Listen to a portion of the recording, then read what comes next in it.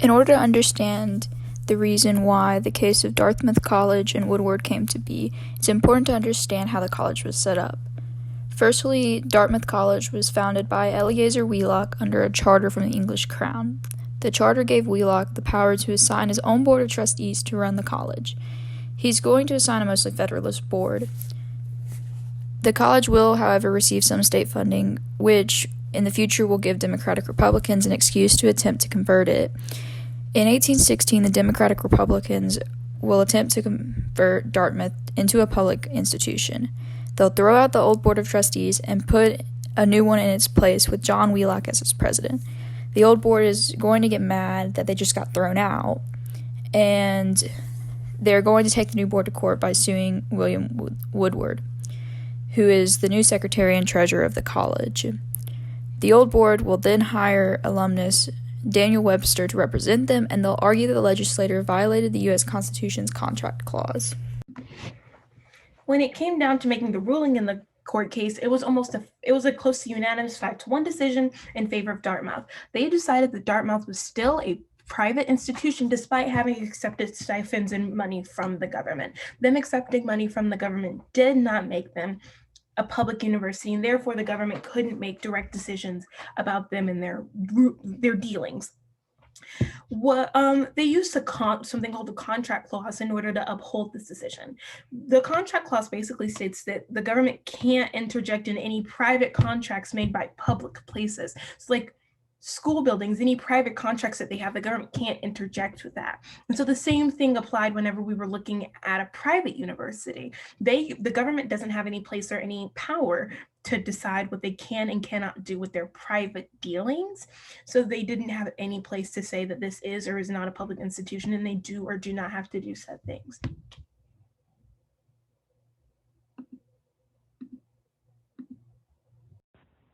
The ruling of Dartmouth College versus Woodward has a positive significance. First, businesses would be safeguarded from domination from the states. Second, the decision of this case influenced business growth. Businesses started to get bigger and greater. Another positive significance is states are not allowed to pass any laws impairing charters. Charters give a sense of purpose and direction from start to finish. Lastly, any changes submitted by the state power is an unconstitutional manner if there is no consent of the corporation. These are the positive significance of the ruling of Dartmouth College versus Woodward. The ruling of the Dartmouth case had two major negative influences. Firstly, it led to the debatable creation of a dual higher education system, specifically public higher education schools and private higher education schools. Specifically, within this creation, it also stated that state resources had to be used if they wanted to ensure public higher education system. Essentially meaning that if the state wanted to make sure there was schools beyond high school, they had to use their resources. The ruling also led to the increased ability of private institutions to avoid governmental influence and control, which in part is what fuels the continued debate about where governmental regulations should start and where they should stop. Beyond the ruling, but in relation to the case itself, there was the creation of things referred to as sketches, which are in essence political cartoons, even though created by people of the same party as who they describe. But what it does is it negatively depicts the majority Federalist trustees of the Dartmouth School, and by doing this, it created ammunition that was later used by Democrats to decrease overall public approval of the Federalist Party. The ruling of the case, in addition to defining what private institutions could do regardless of the government, it defined public and private institutions. Public institutions are completely under control of the state or federal legislature. The only restrictions are constitutional limitations and other laws and statutes already established. And in part with this, public institutions have to admit, in relation to schools specifically, anyone who meets defined qualifications.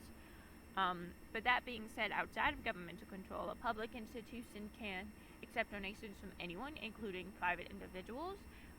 It's just the legislator is technically and ultimately in charge with the public institutions properly using those donations. It's a responsibility aspect.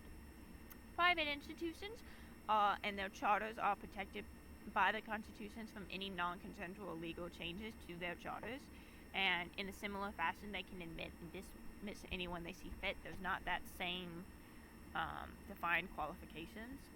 And private institutions are also allowed to accept donations from anyone they want, including public organizations and officials.